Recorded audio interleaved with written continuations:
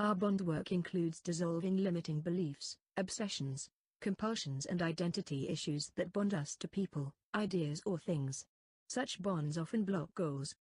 By beliefs I refer to feelings of conviction, and by bonds I refer to feelings of connection.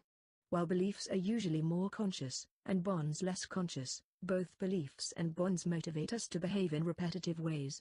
The more intense the bonds, the more we invest into our bonded relationships. Emotional bonds appear to be partial identifications, where we may identify with other people, places, ideas or things, leading to contextual emotions, as opposed to existential emotions. Ignoring bonds, bonded beliefs and identifications seems to avoid long-term therapeutic effectiveness and support multiple relapses. Examples of harmful bonds can include obsessive thoughts such as, I'm not good enough, I'm bad or I cannot be happy. Although the verbal components of a bond can be challenged, neither logic nor counterexamples are likely to change the underlying emotions. 3 breakthroughs in my understanding were that 1. Beliefs often represent relationship bonds. 2. Bonded beliefs are often taboo, we may not even suspect our hidden beliefs. And 3. Bonded beliefs supply a sense of identity. My study of beliefs includes the work of a 19th-century mental healer who is credited with healing thousands of people by changing their beliefs. Phineas Quimby wrote that education and religion were the primary sources of destructive beliefs that manifest as diseases. I would add, in the first place, parents.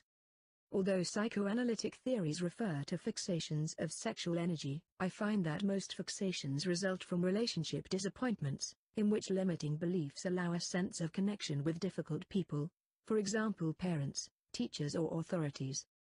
Constructive bonds seem to include a sense of connection. 1. Feeling connected to and at home in your body. 2. Feeling connected to mentors whom you respect. 3. Feeling connected to a meaningful life vision or purpose. 4. Feeling connected to a person whom you wish to emulate. Destructive bonds seem to include a lack of sense. 1. Unwanted voice-like thoughts. 2. Unpleasant images or dreams. 3.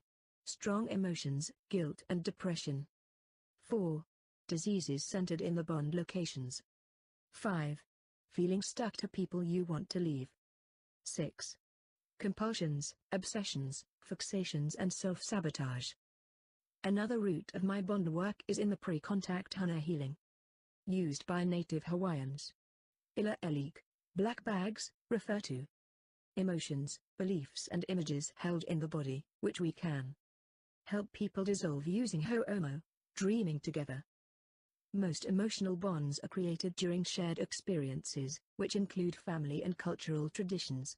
Stronger bonds include codependence and the strongest may be identification, usually with a person or organization. Bonds, and their consequences, that connect people. Interlineages are often called family traditions. Many bonded beliefs begin with I am. For example, I am a psychologist, as bonds can be substitutes for identity, a form of identity loss.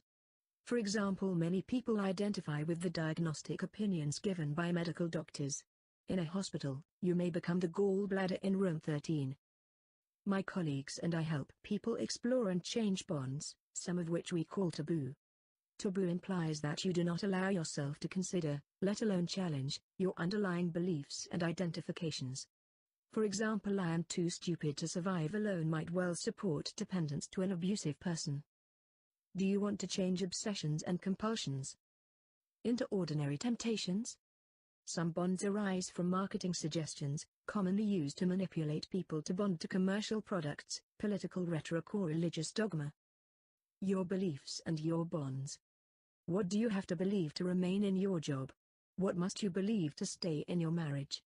What should you believe to be your parents' child? What are you required to believe to participate in an organization? And if those or similar beliefs limit your happiness or depress your sense of life, are you free to adjust them? Many unpleasant relationship bonds are consequences of abuse. For example, parental alienation, a parent alienates the other parent in the mind of their child, or covert emotional incest, when a parent relates to a child as a substitute for a partner. I often hear people say things like, I want to be healthy, but not if I must change my beliefs about 30, where 30 may be a political slogan, a new age ideal or religious dogma. Many bonded beliefs may feel more important than happiness, some feel more important than health, and some bonds may seem more important than life. Some organizations strive to install obsessive compliance in their members. Consider political parties, religious cults, military organizations and multi-level marketing companies.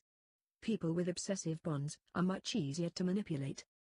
If you were abused, if you abused someone, or if you suffered therapist damage, your bonds to those people will probably impact your other relationships. If abusive bonds are triggered, you may suffer the consequences of abuse again and again. Relationship bonds encourage you to cling to limiting beliefs. Obsessions, compulsions and psychosomatic symptoms.